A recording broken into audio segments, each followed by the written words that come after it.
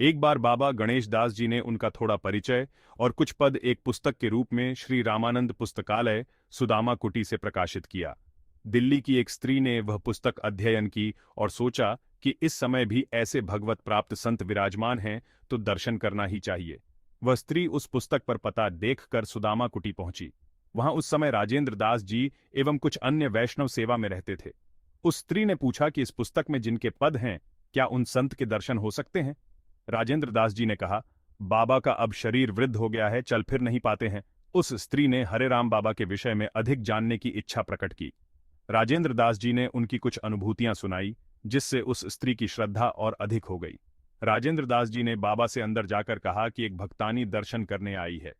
श्री हरिराम बाबा बोले, यहां किसी को मत लाओ, मैं नंद धड़ंग रहता हूं, शरीर पर लंगोटी भी होती नहीं। राजेंद्र दास जी बोले, बाबा, श्रद्धावान स्त्री है, बहुत दर्शन करने की लालसा है। बाबा ने कहा, ठीक है।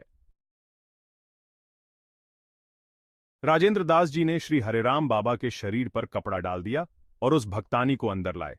उसने प्रणाम किया और कुछ सेब और 51 रुपये भेंट में दिए। बाबा ने उससे पूछा कि वह कहां से आई है, घर में कौन कौन है आदि सब। उसने घर परिवार का सब हाल सुनाया।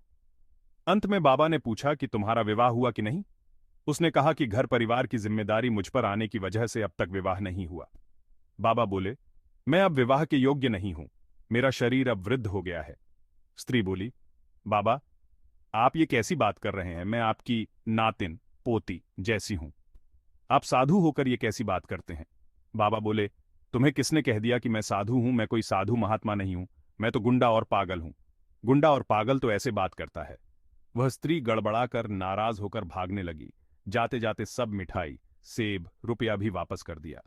राजेंद्र दास जी ने पूछा, बाबा, वह स्त्री श्रद्धा से आपके पास आई थी, आपने ऐसे बात करके उसको क्यों सब भेंट वापस कर दी? बाबा बोले, मैं बूढ़ा हूं, परंतु यहां रहने वाले सब संत बूढ़े नहीं हैं। विरक्त संतों के यहां अकेले महिलाओं का आना ठीक नहीं है। बार बार आना जाना शुरू होगा, यह अच्छा नहीं है। मेरी 100 साल के ऊपर उम्र चल रही है। इतने साल राम जी ने माया से बचाए रखा, अब बुढ़ापे में मैं अपने वैराग्य पर कलंक नहीं लगा सकता। इस तरह की बात करने से वह दोबारा आने का प्रयास नहीं करेगी। राजेंद्र दास जी ने पूछा, बाबा, अगली बार आ गई तो? बाबा बोले, अब की बार आई तो गाली दूंगा।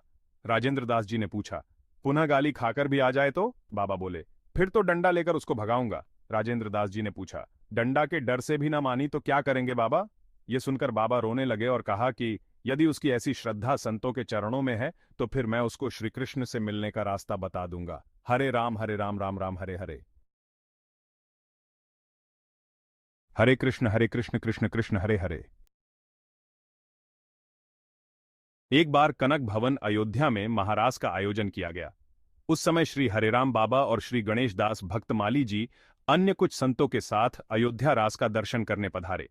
जैसे ही ठाकुर जी अंतर्ध्यान हुए, वैसे ही श्री हरिराम बाबा का शरीर निष्प्राण हो गया। श्वास चलने भी बंद हो गए। सबने कहा, बाबा पधार गए, इनको सरयू जी ले चलो। बाबा श्री गणेश दास ने कहा कि यह विलक्षण महापुरुष है, जब तक इनके शरीर से दुर्गंध नहीं आती तब तक अंतिम संस्कार नहीं करना चाहिए। अगले दिन पुनः रासलीला आरंभ हुई और श्री कृष्ण गोपियों के मध्य प्रकट हुए।